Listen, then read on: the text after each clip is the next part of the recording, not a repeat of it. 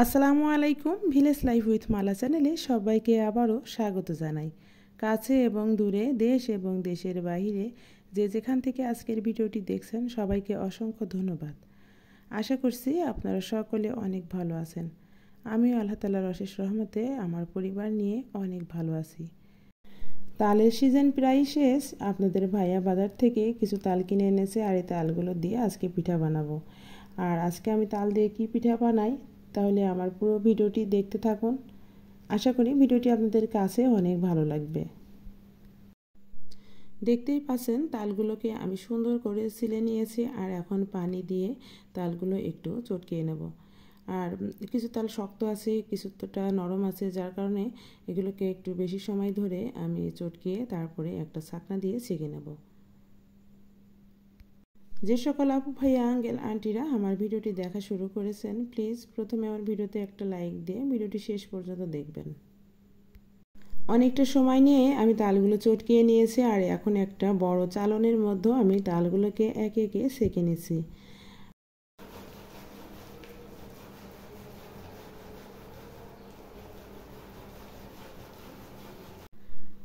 অনেকটা সময় নিয়ে আমি তালগুলো এভাবে ঘষে ঘষে তালের রস বের করে নিয়েছি, আর এই যে পরবর্তী যে রসগুলো হয়েছে সেগুলো দিয়েই পিঠা বানাবো। আর আগে প্রায় 1 গামলা মতো রস হয়েছিল, সেগুলো আমি টিফিন কারিতে ভরে ফ্রিজে রেখে দিয়েছি। আর আজকে পিঠা বানাতে কি কি লাগে সেগুলোই আমি এখন দিয়ে দিচ্ছি। প্রথমে তালের রসের মধ্যে আমি এখন পরিমাণ মতো চিনি দিয়ে দিচ্ছি। চিনির পরিমাণটা একটু বেশি দিব, কারণ আমাদের বাড়িতে সবাই মিষ্টি পছন্দ করে। আর এবারে দিয়ে দিচ্ছি পরিমাণ মতো লবণ। আর চিনি, লবণ এবং তালের রস একটু আগে থেকে মাখিয়ে নিচ্ছি যাতে চিনিটা গলে যায়। তারপরে আমি আটা দিব। অনেকটা সময় নিয়ে আমি এগুলো মাখিয়ে নিয়েছি। এখন দিয়ে দিচ্ছি আতপ চাউলের গুঁড়া। আমি আজকে 2 ধরনের আটা দিয়ে পিঠা বানাচ্ছি, আতপ চাউলের গুঁড়া এবং গমের ময়দা। আর গমের ময়দাটা দিলে পিঠাটা অনেক নরম হয়, আর বাচ্চারাও খেতে পারে, মুরব্বী বাচ্চাদের জন্য ভালো হয়। আর পিঠাটা ঠান্ডা হয়ে গেলেও শক্ত হয়ে যায় না। সেজন্য আমি আটা 2 ধরনের আটা দিয়েই পিঠাটা আজকে বানাবো। এখন এই যে হাতের সাহায্যে ভালো করে মাখিয়ে নিচ্ছি।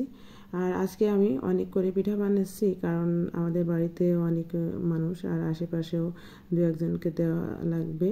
সেজন্যই আমি একটু সময় নিয়ে আটাটা একটু বেশি করে মাখিয়ে নিলাম। এবারে একটু তালের বড়ার শেপ দিয়ে দেখে নিচ্ছি যে আটাটা ঠিকঠাক মতো মাখানো হয়েছে কিনা। পিঠার আটাটা মাখানো শেষ। এখন আমি চুলায় কড়াই বসিয়ে দিয়েছি, আর কড়াইটা হিট হয়ে আসলে এখন সয়াবিন তেল দিয়ে দিলাম। তেলটা যখন গরম হয়ে আসবে তখন আমি একে একে পিঠাগুলো ভেজে নেব। তেলটা ঠিকঠাক মতো গরম হয়েছে কিনা আমি একটুখানি পিঠার বেটার দিয়ে দেখে নিচ্ছি যে পিঠাটা ফুলে ওঠে কি নিচে ডুবে থাকে। এখন বোঝা যাচ্ছে তেলটা প্রায় গরম হয়ে এসেছে। এখন পিঠা দিলে তেমন একটা সমস্যা হবে না, তাই আমি একে একে বড়ার শেপে এখন পিঠাগুলো দিয়ে দিচ্ছি। আর তালের সিজনে তালের বড়া পিঠা কে না খায়, প্রতিটা ঘরে ঘরে এই তালের বড়া পিঠা তৈরি হয়।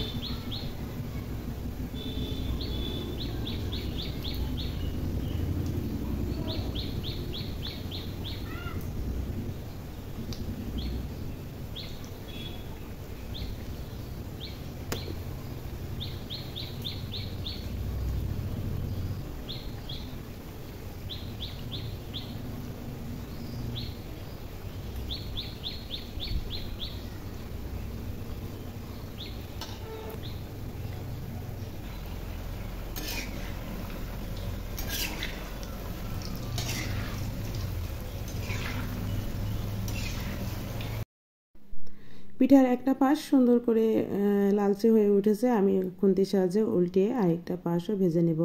আলতোভাবে এভাবে উল্টে উল্টে দিয়েছি যাতে পিঠাগুলো ভেঙে না যায়।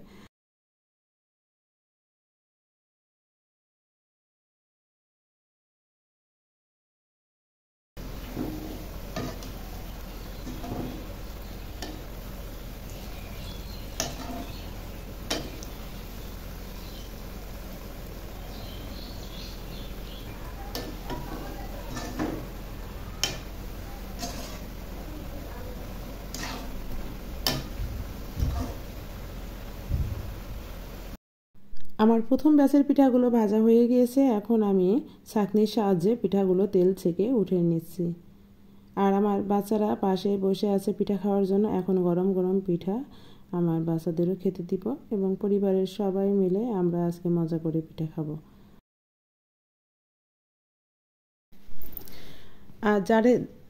আর যাদের পিঠা দেখে লোভ লাগছে তারা এভাবে বাসায় বানিয়ে খাবেন, কারণ দুঃখিত আমি তো আর দিতে পারছি না।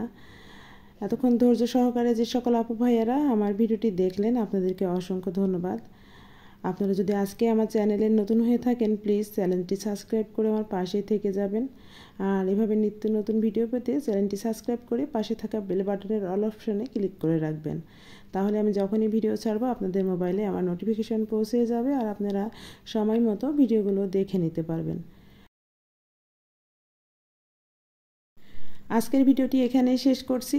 আবারও কোনো নতুন ভিডিও নিয়ে আপনাদের মাঝে হাজির হব। আল্লাহ হাফেজ। আসসালামু আলাইকুম।